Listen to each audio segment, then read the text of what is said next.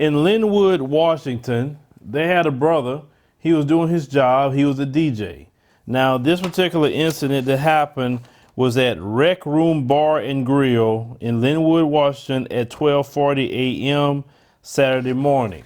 Now, they state that about 15 to 20 white supremacist terrorists decided to start harassing the black DJ and started harassing him, calling him names, etc. But I want you to hear exactly what happened. Let's roll the clip. Started last night just before 1 a.m. 15 to 20 alleged white supremacists were harassing the 27-year-old black DJ at the bar.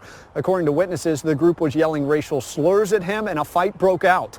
When deputies got here, the group of alleged white supremacists were fleeing the scene. Deputies pulled over one car that had 6 people inside. They were all arrested. Linwood PD also pulled over another car with 2 inside. They and the driver was arrested for DUI.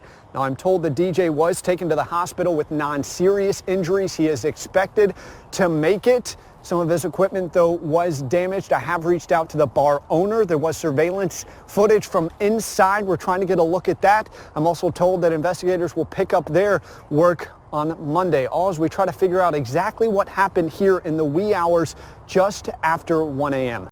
So as you heard, those coward white supremacists, this is what they normally do. If they don't have a gun on them, they have to be in a pack to attack a black person. Now, I wish this brother had a Desert Eagle on him when they did that. When they started to come at him, I wish he had a Desert Eagle, because all he had to do was let go one good round from that Desert Eagle, and that would have been the end of that. Ain't nobody would have jumped him. But this is what they chose to do. They having this free reign. And let me tell you something, Washington State has a lot of white supremacist terrorists running around. A lot. And I told black folks this, and I'm going to keep saying this. When you have a situation where your population is extremely low and you have a lot of white folks in a particular state, it's going to be a higher degree that you're going to deal with more white supremacists. It's just that simple. And you hear these stories coming out all the time.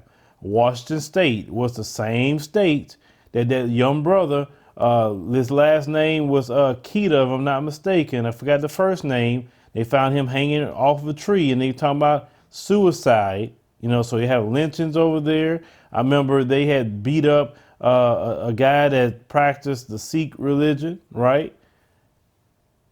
Just attacking folks constantly because of the color of their skin. A lot of stories comes out of Washington State. Black folks, I do not understand why some of you guys are in situations like that. It's just not safe for you. I know a lot of you have established your lives in certain areas. I get it. Trust me, I get it. But my thing is, you ain't lost nothing in no state for you to move out of. It's better for you to be in areas where it's more of black people. At least you could turn to your people. You could have more people that could fight for you politically. All kind of areas that black people in certain cities, like more so like your Houston's, Atlanta, name just a few, right? Not to say white supremacists couldn't be around in these areas, but you have more resources at your disposal when you have more of your people in a particular city, especially when people are doing very well in these cities. But these white supremacists, they're going to constantly look for an easy target. And that brother, unfortunately, was an easy target. Unfortunately. Now, they were reluctant to say hate crime. They did not charge him with a hate crime, even though they admit that they're Nazi skinheads. This is who these guys were. Black folks have to understand, you cannot have this, oh, I'm just lax. Oh, I don't live like that. I can't be in areas where I see too many of these white supremacists around. Not because, and I know white supremacists when I see one. Trust me, it's easy to spot them.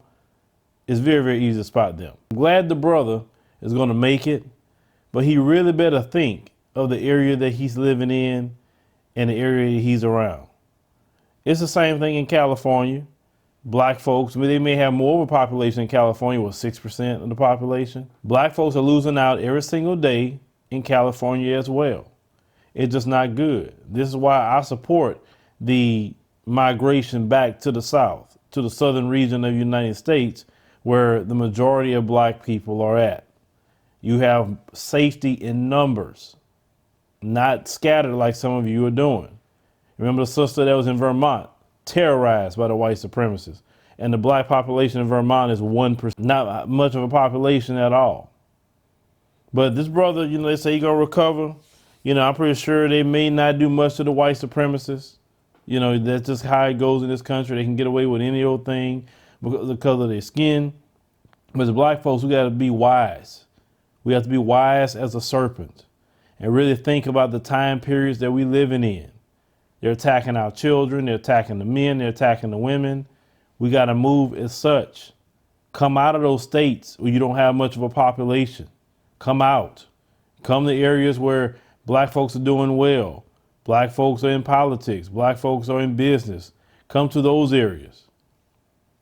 At least you won't have much of a problem as you would in these places that there's not that many black folks. Well, leave me a comment. Let me know what you think about this particular story. If black folks in Washington, please hit me.